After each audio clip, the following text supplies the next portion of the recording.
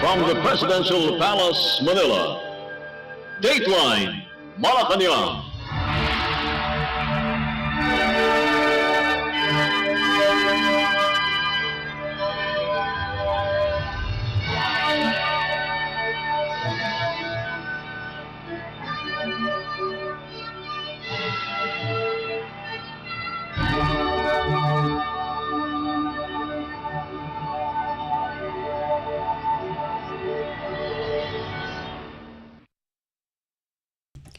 Good day, this is Dateline Malacañang and here are the news. On the top story, Malacañang suspended work in government offices and classes at all levels in the entire island of Luzon on Wednesday due to inclement weather brought about by Tropical Storm Christine.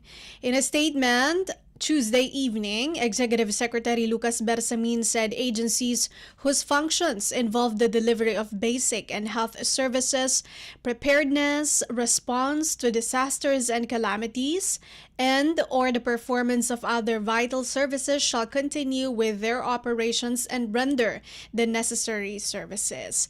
Meanwhile, the suspension of work for private companies and offices is left to the discretion of their respective heads.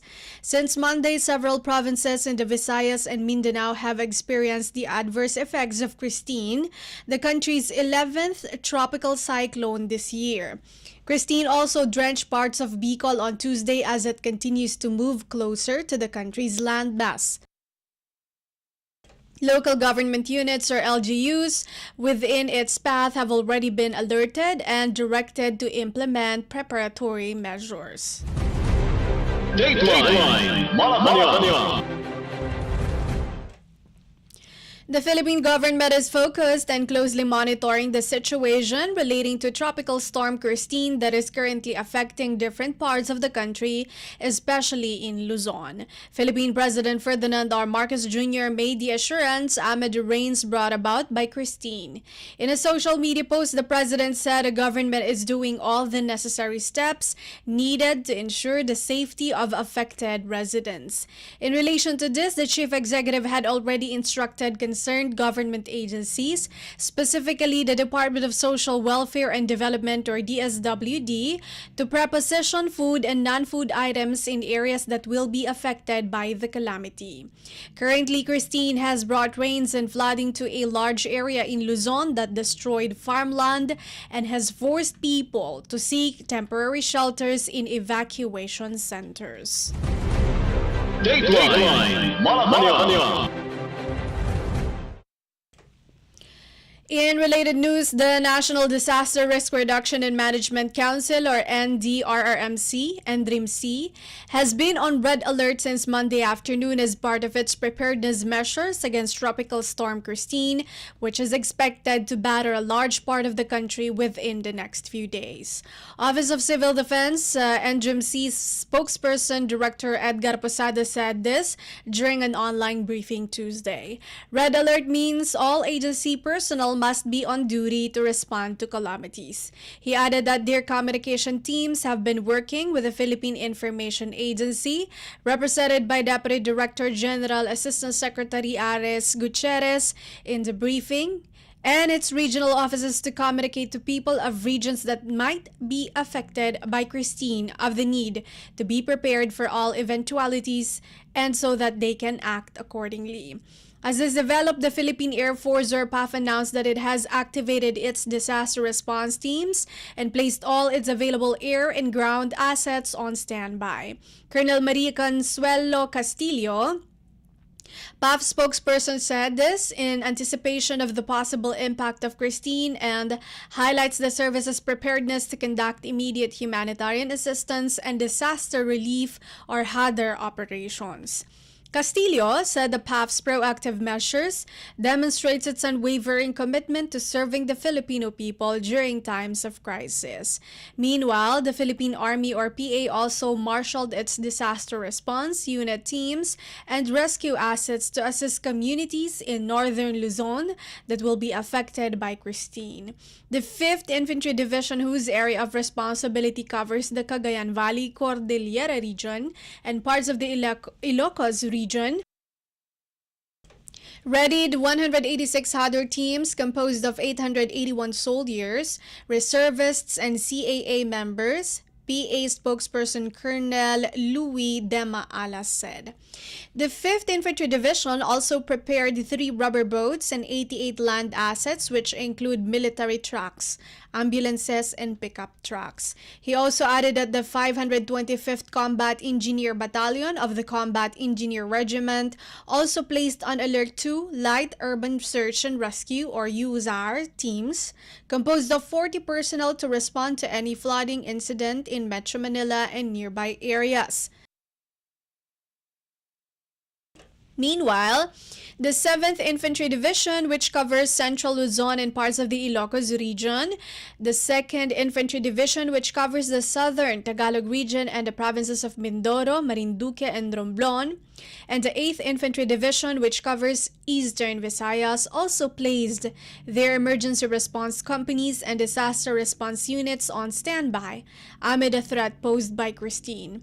Department of the Interior and Local Government or DILG Secretary Juanito Victor John Vic Remulla said all local government units or LGUs and civil defense units are prepared as Christine treads its path towards the big parts of Luzon. Remulla directed LGUs to convene their local disaster risk reduction and management councils or LDRRMCs to conduct pre-disaster risk assessments and activate barangay DRRMCs for early warning measures and vigilant monitoring of areas, among others. Meanwhile, Remulla said his earlier announcement of class suspension is a suggestion to LGUs, clarifying that the DILG does not have the power to suspend classes but only to recommend. On his official Facebook page, Remulla posted a notice for LGUs morning of October 22 suggesting the suspension of classes on October 22 to 23 due to Tropical Depression Christine. In the same post, he advised the public to heed the directives of their local chief executives. In response to Remulla's suggestion, the city government of Manila suspended classes from kindergarten to senior high school. The Philippine Ports Authority or PPA said 3,217 passengers in 6 of its managed ports were stranded after the cancellation of several sea trips due to inclement weather brought by Christine. To date, there were 134 stranded passengers at the Port Management Office or PMO of Marinduque, Quezon or Marquez, 1,194 passengers in PMO Bicol, 6 passengers in PMO Masbate, 69 passengers in PMO Western Leyte, Biliran, 1,734 in PMO Eastern Leyte, Samar, and 80 passengers in PMO Surigao. The PPA distributed food, water, and other necessities in all affected ports. As of noon, all trips in PMO Batangas, PMO Bicol, PMO Masbate, and PMO Western Leyte Biliran were cancelled.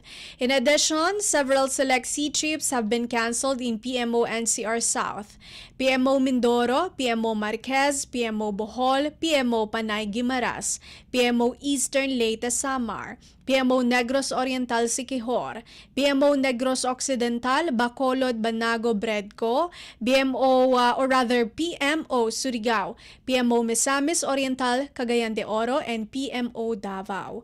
It noted that these trips were not cancelled by Marina but were either cancelled due to a no-sail policy from the Philippine Coast Guard or PCG due to inclement weather or by the shipping lines themselves.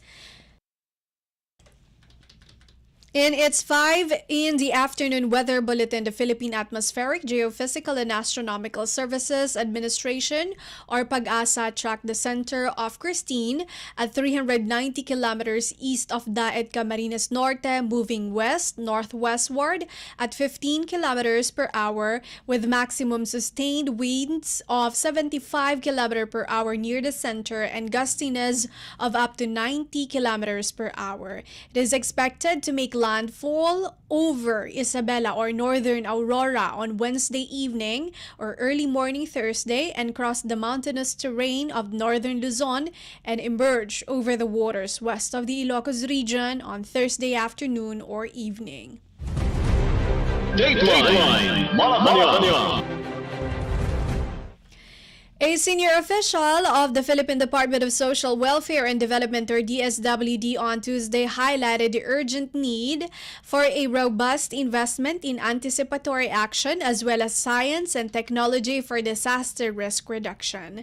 Disaster Response Management Group, DRMG Assistant Secretary Irene Dumlao said the DSWD, in partnership with the United Nations Food and Agriculture Organization, or UNFAO, implements the Building on Social Protection for Anticipatory Action and Response in Emergencies and Disasters, or Be Spared program that uses technology for risk information, impact-based forecasting, and early warning systems as trigger mechanisms.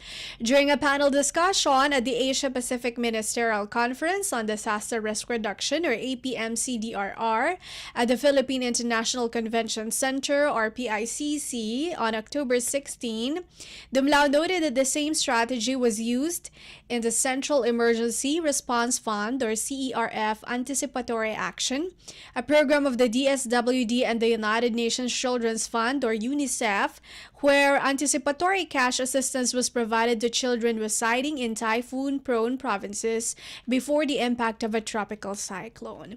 During the same panel discussion, she also presented Project Lawa, Local Adaptation to Water Access, and Binhi, Breaking Insufficiency Through Nutritious Harvest for the Impoverished, which leverage climate data to combat water scarcity and food insecurity, particularly during extreme dry spells. She said a reliable social registry plays a crucial role in identifying the most vulnerable households, ensuring targeted interventions are effectively implemented. She also recognized multi-sectoral collaboration as essential for the success of anticipatory action initiatives of the department. This year's APMCDR was hosted by the Philippines that brought together government agencies, intergovernmental, international, and national civil society organizations, the private sector, science, academia, and stakeholder groups to provide a platform for regional collaboration and disaster risk reduction and resilience building. Dateline Malacañang. Meanwhile, Malacañang declared half-day government work and classes at all levels nationwide on October 31st for the commemoration of All Saints' Day and All Souls' Day on November 1 and 2. According to Memorandum Circular Number 67, signed by Executive Secretary Lucas Bersamin on Tuesday, work in government offices and classes at all levels will be suspended on October 31, starting 12 noon, to provide government employees full opportunity to properly observe Undas tradition, allow them to travel to and from different regions in the country, and promote domestic tourism. It added that agencies whose functions involve the delivery of basic and health services, preparedness, response to disasters and calamities, and/or the performance of other vital services shall continue their operations and render the necessary services. Meanwhile, the suspension of work for private companies and offices is left to the discretion of their respective heads. November 1, which falls on a Friday, is declared a special non-working holiday in observance of All Saints' Day. Dateline Malacañang. Malacañang on Tuesday said the Philippine President Ferdinand R. Marcos Jr. is pushing for investment incentives to promote the electric mobility, or e-mobility. This is the President raised with the Department of Science and Technology, or DOST, some of the challenges that hinder the development of the e-mobility sector. During a sectoral meeting with the DOST and concerned agencies at the Malacañang Palace, President Marcos discussed ways to boost the Philippine e-mobility industry through science, technology, and innovation. The Presidential Communications Office, or PCO, said President Marcos wants investors to come in the country. To do this, the President said the government will provide incentives for local and foreign investors. The Chief Executive acknowledged investors' role in undertaking the production design to scale up the e-mobility sector to make a difference to the market. The UST Secretary Renato Solidum Jr. told President Marcos that potential investors, as well as manufacturers and fabricators, are just waiting for a policy statement from the government. The Department of Trade and Industry, or DTI, is creating a strategic roadmap under the Electric Vehicle Industry Development Act, or EVIDA, to formulate policies and come up with possible incentives to support electric vehicles, or EVs. Another government initiative is a partnership with locally owned Toho Motors to determine the necessary policies to make it conducive for locally manufactured EVs, specifically e-trikes and e-jeepneys, to operate in the country. Solidum said e-trikes would soon be mass-produced in Isabela Province, noting that many customers are waiting for its availability in the market. He said officials in General Santos City as well as tricycle operators are also interested. Secretary Solidum said local agro-machinery manufacturers could help speed up the e-trike production, adding that the DOST has also developed a hybrid electric train and an electric boat. The DOST has been pursuing initiatives across the EV value chain, prioritizing local expertise and designs. It is also implementing an e-mobility program map, which includes the conversion of conventional tricycles and buses into electric ones. Sulidum said the e-mobility industry will create more jobs on maintenance, after sales service, and other services. As of October 18, there are 25,196 registered EVs and 705 EV charging stations, or EVCS, in the country, with 92 accredited EVCS providers. The EVCS providers have so far generated 10,407 new jobs and some 1.99 billion pesos in investments. Dateline Malacañang. Philippine President Ferdinand R. Marcos Jr. on Tuesday issued Executive Order, or EO 71, transferring back the National Commission on Indigenous Peoples, or NCIP, attachment to the Office of the President, or OP. The NCIP, created by virtue of Republic Act, or RA 8371, or the Indigenous Peoples Rights Act of 1997, was originally under the OP. However, the NCIP was placed under the supervision of the Philippine Department of Social Welfare and Development, or DSWD, following the issuance of EO 67 in 2018. Under the new EO, Marcos cited that the OP may regain control over the NCIP, consistent with the state policy to further promote and recognize the rights of ICCS, IPs, cultural communities, and our indigenous peoples within the framework of national unity and development. The NCIP serves as a primary government agency responsible for the formulation and implementation of policies, plans, and programs to promote and protect the rights and well-being of ICCS IPs, including the recognition of their ancestral domains and their rights. All other orders, rules, and regulations and other issuances inconsistent with the provisions of EO 71 are repeated or modified accordingly. EO 71 takes effect immediately.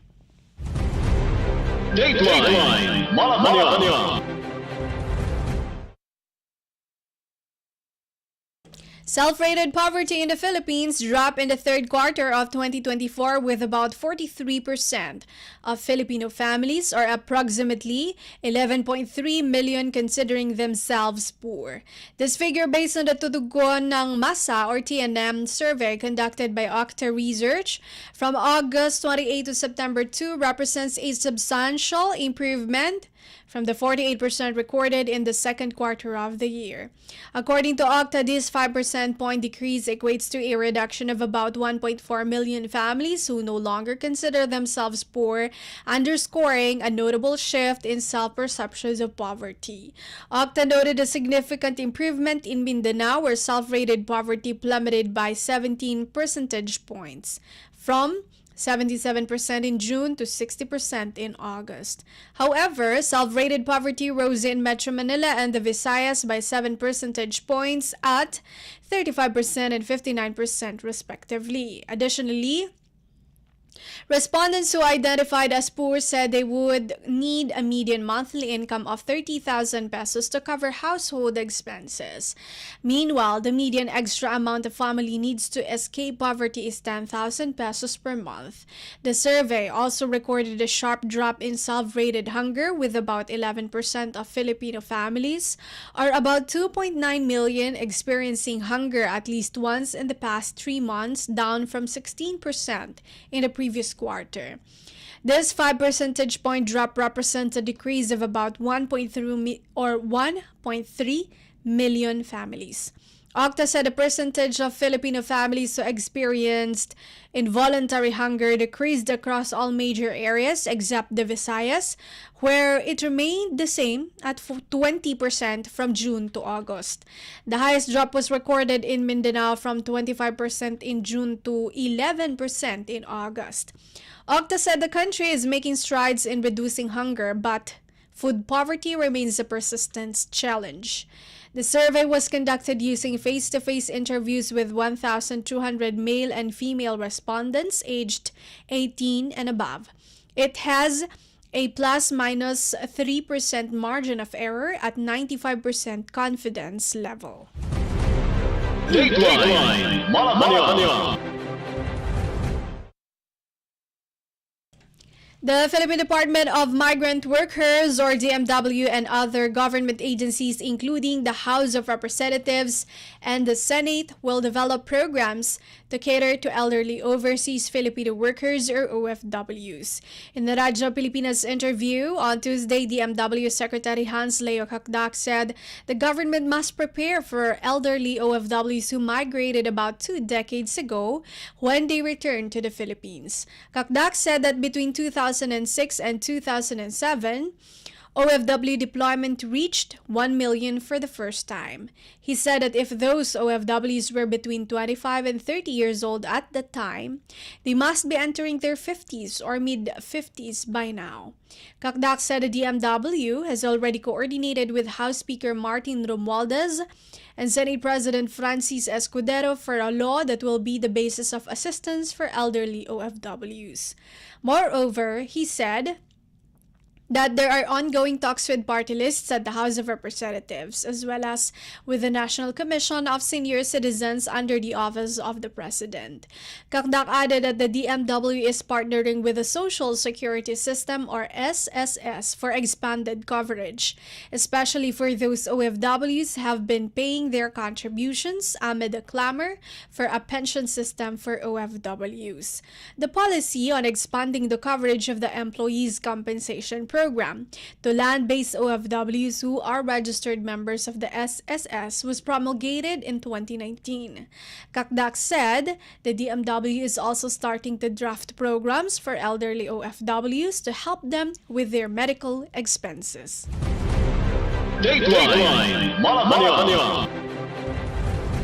The Philippine Department of Foreign Affairs, or DFA, said that Japanese Foreign Minister Iwaya Takeshi will continue promoting closer cooperation with the Philippines, including on establishing a free and open rules-based order in the region. In a telephone meeting on Tuesday, the DFA said newly appointed Iwaya made the commitment after speaking with Foreign Affairs Secretary Enrique Manalo.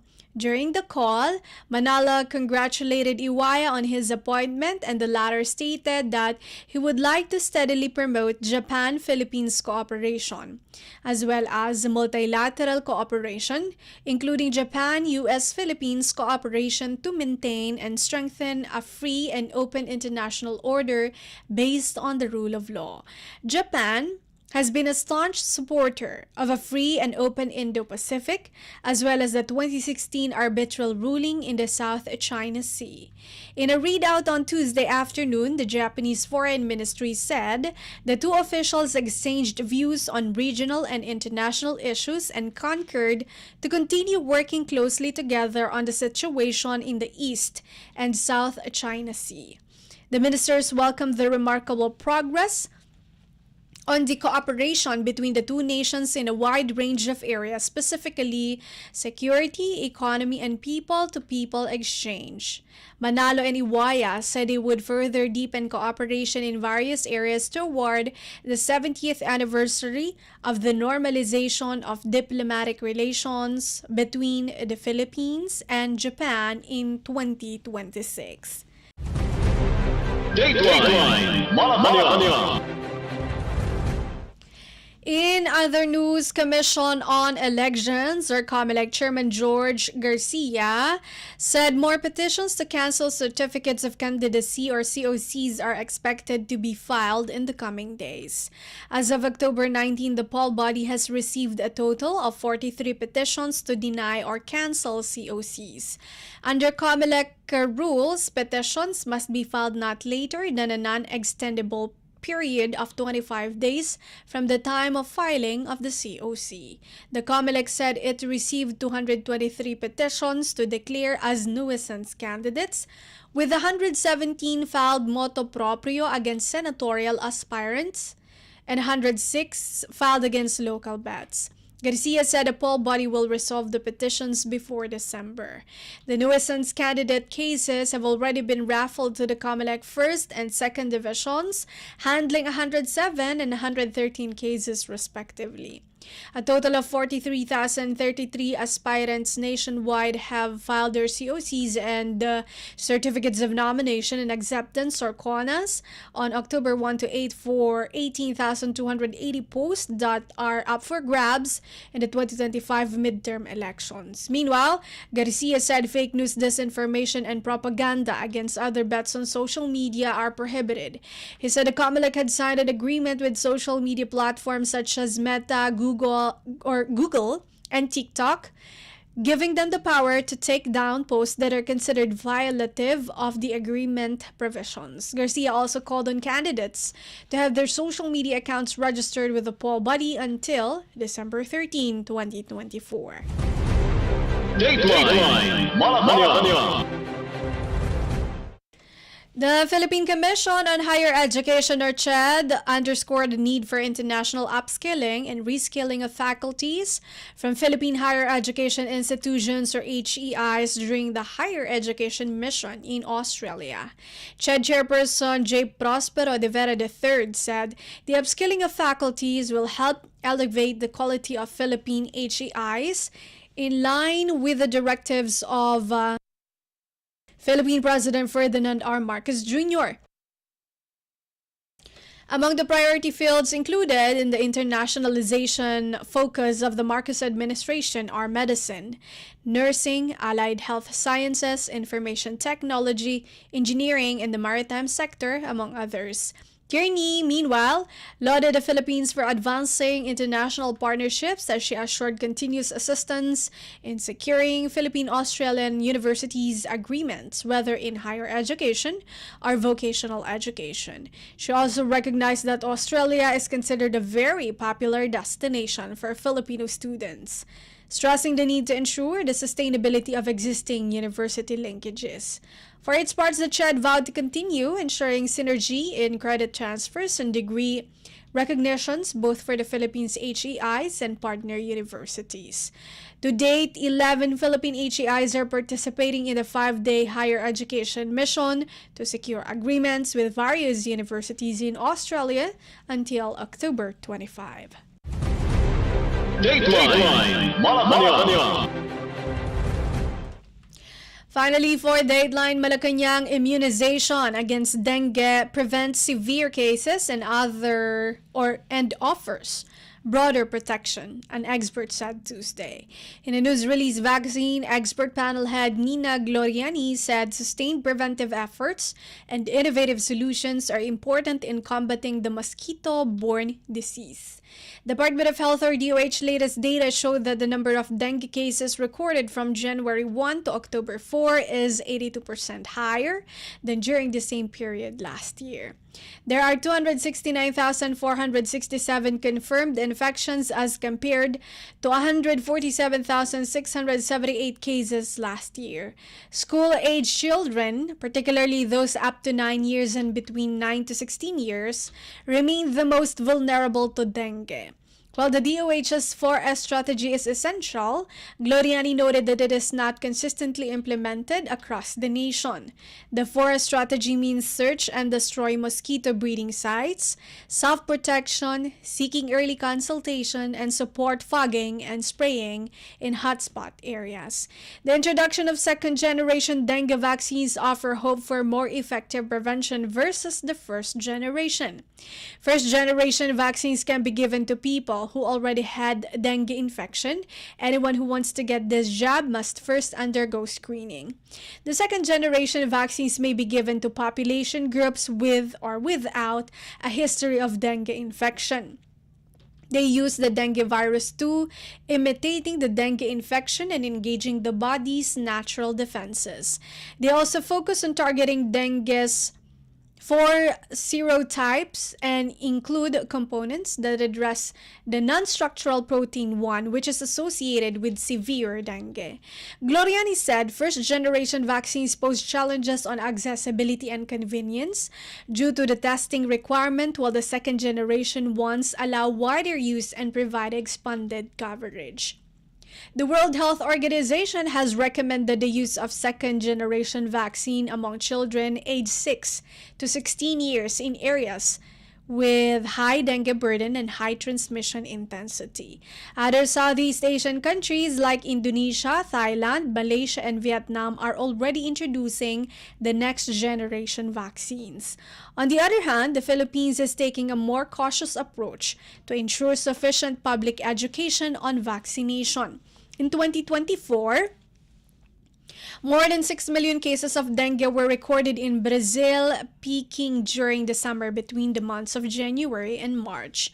She added dengue cases can be managed especially in countries like the Philippines, where the disease remains endemic, with integrated approach to dengue prevention and control, including vaccination and public education. Dateline Malacañang. And that is all for today's Dateline Malacañang for Radyo Pilipinas World Service. This has been Bea Gaza. From the Presidential Palace, Manila, Dateline Malacañang.